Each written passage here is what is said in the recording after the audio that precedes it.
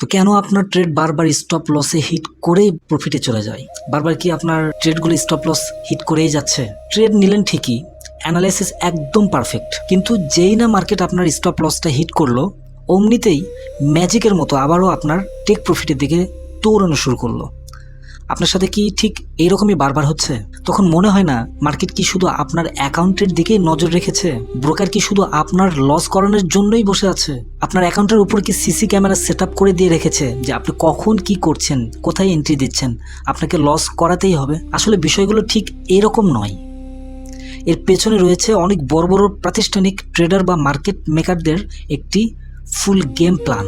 আজকের এই ভিডিওতে আমরা জানবো কেন এমনটা হয় এবং কিভাবে এই ফাঁদ থেকে আপনারা বাঁচতে পারবেন। প্রথমে আমাদের বুঝতে হবে মার্কেট কেন চলে। মার্কেট মূলত চলে লিকুইডিটি বা মানির খোঁজে। ধরুন আপনি, আমি বা সাধারণ রিয়েল ট্রেডাররা যেভাবে চিন্তা করি, আমরা বিগ বস অর্থাৎ ব্যাংক এবং বড় বড় ফাইন্যান্সিয়াল ইনস্টিটিউশনগুলো কিন্তু তার উল্টোটা চিন্তা করে। আমরা যখনই কোনো না কোনো স্ট্রং সাপোর্ট জোনে বাই এন্ট্রি নেই, আমাদের স্টপ লসটা কোথায় রাখি? একটু মনোযোগ দিয়ে দেখবেন।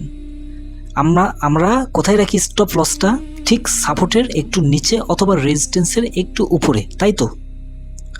মার্কেট মেকাররা খুব ভালো করেই জানে ঠিক কোন জায়গাটায় হাজার হাজার রিয়েল ট্রেডারদের স্টপ লস বা পেন্ডিং অর্ডার জমা থাকে। এই ট্রেডারগুলোকে বলা হয় লিকুইডিটি পুল।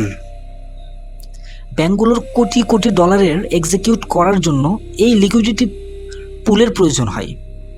তাই তারা জেনে শুনে প্রাইসকে টেনে হেঁচড়ে সেই স্টপ লস জোন পর্যন্ত নিয়ে যায়, অবশেষে স্টপ লসে হিট করায় এবং সঙ্গে সঙ্গে যখন স্টপ লস হিট করে তখন সঙ্গে সঙ্গে ওখান থেকে এগেইন আবার বাই এন্ট্রিগুলো নেওয়া শুরু করে, তখন মার্কেট উপরে চলে যায়। কিন্তু এই যে হাজার হাজার যে ট্রেডার, লক্ষ লক্ষ ট্রেডার যারা আছে, তাদের স্টপ লসটা হিট করার পর তারা একদম থেমে যায়। তখন এখানেই হচ্ছে মেইন গেমবেলিং।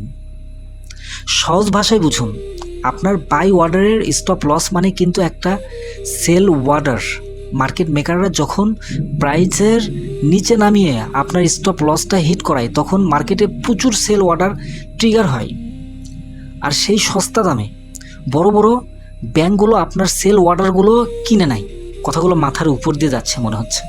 মানে যেই মুহূর্তে স্টপ লস খাওয়া শেষ হয় এবং তাদের বাই অর্ডার ফিল হয়ে যায়, অমনি মার্কেট বায়ারদের চাপ বেড়ে যায়। বুঝতে পেরেছেন কি? মানে যেই মুহূর্তে আপনার স্টপ লসটা হিট করে, মানে খাওয়া শেষ, এবং সাথে সাথে বাই অর্ডার ফুলফিল হয়ে যায়, মানে ওরাই ফুলফিল করে, অমনি মার্কেট বায়ারদের চাপটা বেড়ে যায় এবং প্রাইস আবার রকেটের গতিতে আপনার কাঙ্ক্ষিত প্রফিটের দিকে চলে যায়। মানে অলরেডি আপনি স্টপ লস হিট করিয়েছেন, অর্থাৎ আপনার লসটাই মূলত তাদের প্রফিটের ফুয়েল বা জ্বালানি হিসেবে কাজ করে। মানে এই রকম ব্যাপারগুলো। সবাই যেখানে স্টপ লস দেয়, ঠিক সেখানে আপনার স্টপ লস রাখা বন্ধ করেন। এখন এই জিনিসগুলো থেকে বের হতে হবে না? একটা জিনিস খেয়াল করুন, সবাই মানে যত ট্রেডার আছে, এই ট্রেডারগুলো যেখানে স্টপ লস বসাবে, আপনি ঠিক সেই জায়গাগুলোতে স্টপ লস বসানো বন্ধ করুন। সাপোর্ট লাইনের ঠিক নিচে না দিয়ে কিছুটা বাফার স্পেস বা গ্যাপ রাখুন। এর জন্য আপনি এটিআর ইন্ডিকেটর ব্যবহার করতে পারেন, যা মার্কেটের ভোলাটাইল ম্যাপে সঠিক দূরত্ব এসএল সেট করতে একদম সাহায্য করবে। এটিআর নিয়ে আমি একটি নতুন ভিডিও মেক করব, অবশ্যই কমেন্টের মধ্যে আপনারা জানাবেন। যাক, এরপরে দেখা যায় যে মানে শ্যাডোর একটা ব্যাপার থাকে। মার্কেট যখন কোনো লেভেল ব্রেক করে, তখনই তাড়াহুড়া করে এন্ট্রি না নিয়ে ক্যান্ডেল ক্লোজ হওয়া পর্যন্ত অপেক্ষা করবেন। অনেক সময় দেখা যায় মার্কেট শুধু লিকুইডিটি নেয়ার জন্য একটা লম্বা স্পাইক বা উইক দেয়। ক্যান্ডেল ক্লোজ হওয়ার পর যদি দেখেন সেটা ফেক আউট ছিল, তখন এন্ট্রি নিলে স্টপ লস হিট হওয়ার চান্সটা অনেক কমে যাবে। মানে ফেক ক্যান্ডেল, আমি কম্পিউটার স্ক্রিনে নাই, এই ভিডিওগুলো আমি আমার ফোনে মেক করছি। যেটা যেটা আমার মনে আসছে সেই কথাগুলোই আমি আপনাদের সাথে শেয়ার করছি। স্ক্রিনে থাকলে হয়তো আরো সুন্দর করে স্ক্রিনে আমি বোঝাতে পারতাম। তারপরও কথা বললেও আপনারা বুঝতে পারবেন, এখানে কথা বললেও সবকিছুই বোঝা যায়। ট্রেড সেট আপ করার সময় নিজেকে বারবার প্রশ্ন করবেন, আমি যদি একজন বড় প্রাতিষ্ঠানিক ট্রেডার হতাম, তাহলে খুচরো ট্রেডারদের লস করানোর জন্য প্রাইসকে কোন লেভেলে নিয়ে যেতাম? চার্টটাকে সাধারণত চোখ না দিয়ে দেখে স্মার্ট মানির চোখে দেখুন।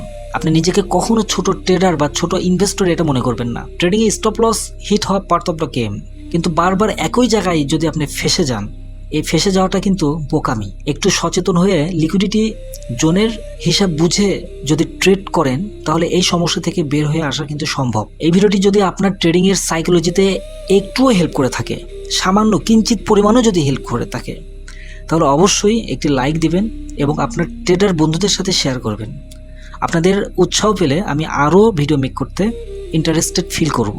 আর ফরেক্স ট্রেডিংয়ের এমন সব সিক্রেট এবং স্ট্র্যাটেজি নিয়মিত পেতে আমার চ্যানেলটি সাবস্ক্রাইব করবেন এবং টেলিগ্রাম চ্যানেলে জয়েন করবেন রেগুলার প্রফিট করার জন্য, পারফেক্ট সিগন্যাল পাওয়ার জন্য। ধন্যবাদ সবাইকে।